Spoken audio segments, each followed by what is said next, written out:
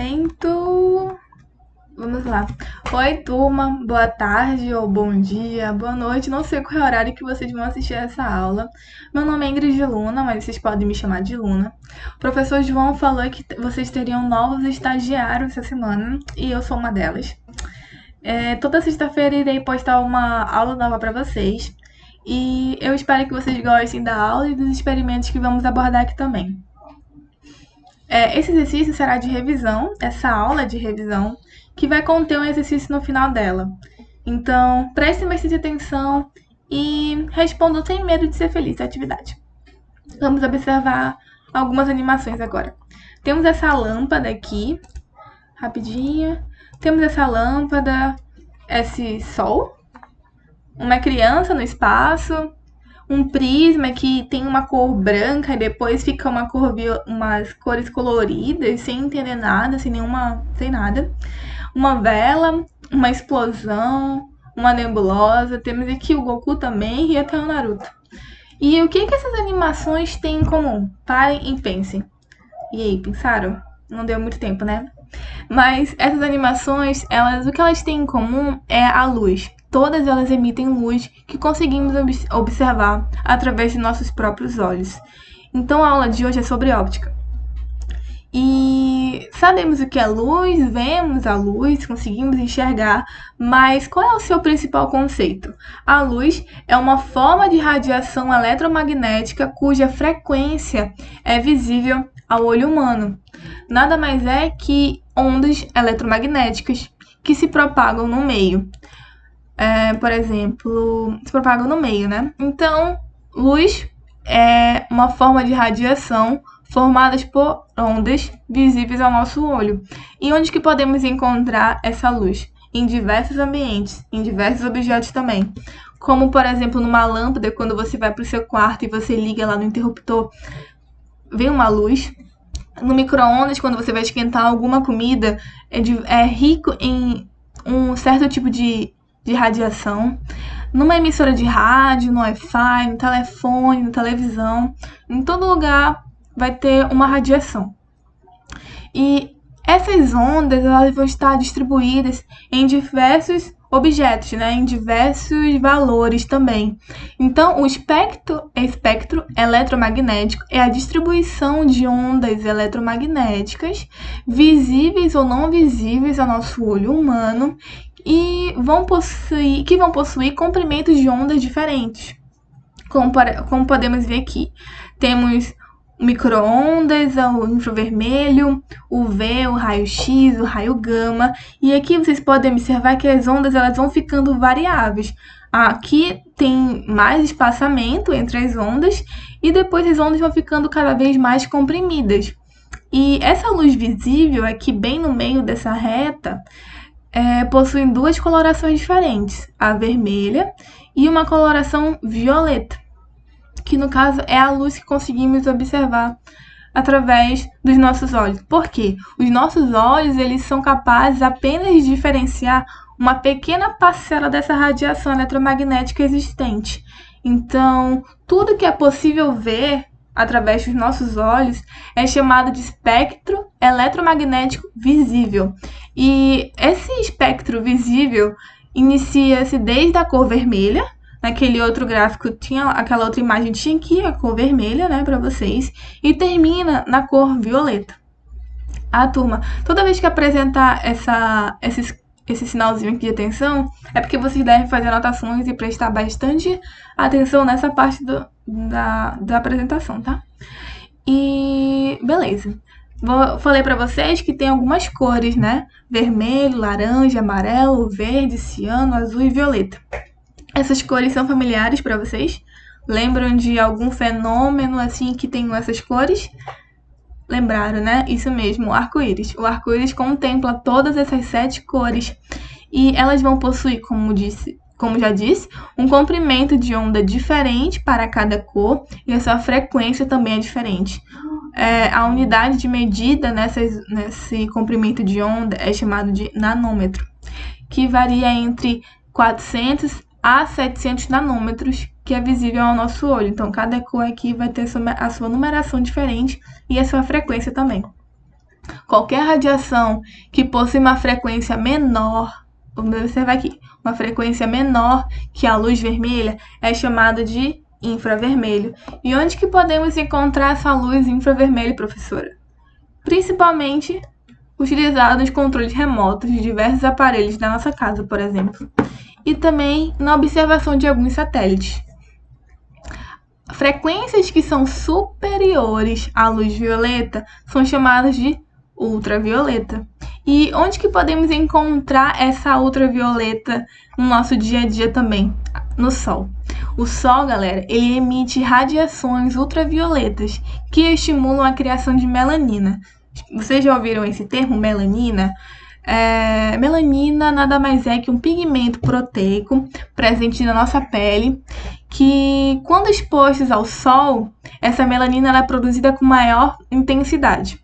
No caso, podemos ver aqui esses dois GIFs. Essas duas mulheres aqui estão bem bronzeadas e até queimadas, pois passaram muito tempo expostas ao sol sem protetor solar, ou com pouco protetor.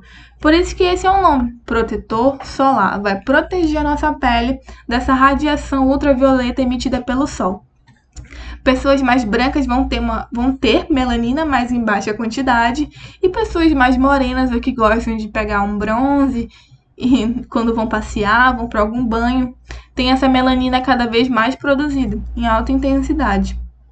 Essa radiação ultravioleta, presente nos raios do Sol, está compreendida entre a luz visível e o raio-x.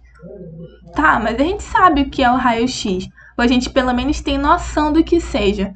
Mas qual é o seu conceito? Raio-x é o quê? Uma energia, uma luz? O que é o raio-x? Raio-x são ondas eletromagnéticas de alta frequência, utilizada para o diagnóstico feito por imagens.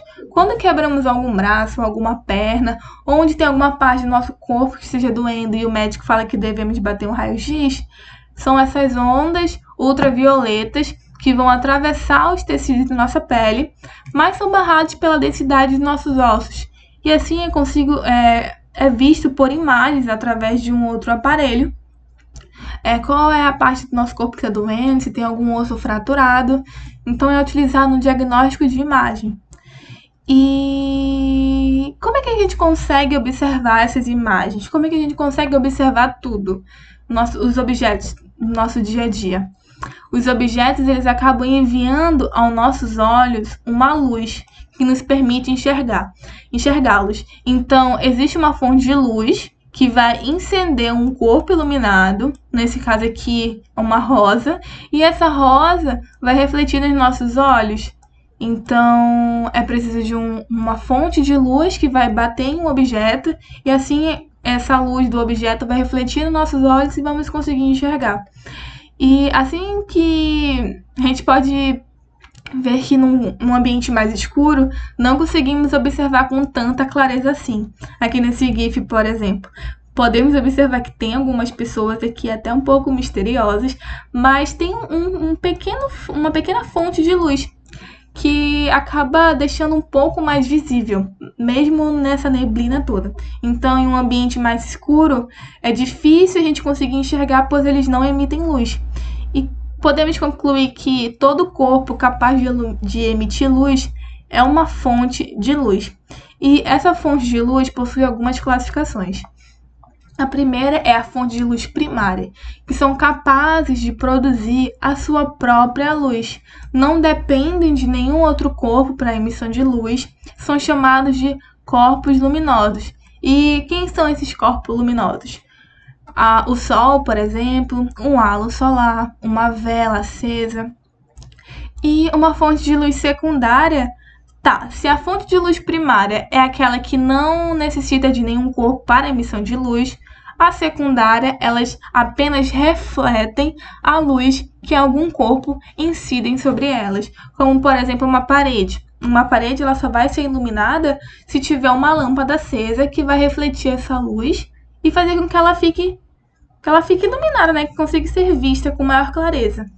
E no caso também são as nuvens, que acabam recebendo uma radiação do Sol e e acabam sendo mais visíveis aos nossos olhos. Por isso que conseguimos observar as nuvens com mais clareza durante o dia do que à noite, né? Porque não tem tanta luz assim. Então, as fontes de luz secundárias, elas não emitem sua própria luz e necessitam de um outro corpo para isso. Essa emissão de luz nas fontes primárias podem ser produzidas por alguns processos, que são classificados como luminescentes e termoluminescentes. Luminescentes é todo o processo de emissão de luz motivado por algum tipo de excitação, que não a térmica. Quando essa emissão de luz ela está submetida a um estímulo, no caso uma reação química, por exemplo. Já os bioluminescentes são aquela emissão de luz por alguns organismos vivos. O termo bio, gente, significa vida. Então, toda vez que vocês ouvirem esse termo bio, é porque está relacionado com algum ser vivo. No caso de alguns vagalumes, por exemplo. E aqui, algumas algas presentes em alguns mares e oceanos que acabam fazendo uma iluminação muito, muito bonita. Então, a iluminação por organismos vivos. Tem um vídeo aqui muito legal também, se vocês quiserem assistir, bem curtinho também, bem interessante. E o termo termoluminescência é a emissão de luz em razão a uma excitação térmica. A excitação devido ao aquecimento. Ocorre em alguns materiais quando aquecidos. No caso, o carvão, por exemplo. O carvão ele é frio, né? Quando compramos para algum churrasco, ele não vem aceso. Então, o carvão ele está lá no canto dele, vem uma luz de fora, uma incidência de fora, o fósforo é aceso e quando é colocado em contato com carvão, os átomos eles se aquecem e acabam produzindo a luz e o fogo, né? Então, a termoluminescência está relacionada quando materiais estão sendo aquecidos. Bioluminescência, organismos vivos que produzem sua própria luz. Termoluminescência são alguns materiais que precisam de um estímulo de luz para que eles emitem a sua própria luz quando aquecidos. Ficou alguma dúvida? Espero que não. Se tiver alguma dúvida, pode mandar uma mensagem no Classroom ou assistir a aula novamente. Eu vou mandar os slides para vocês. E espero que vocês tenham gostado da aula, gente. Até a próxima!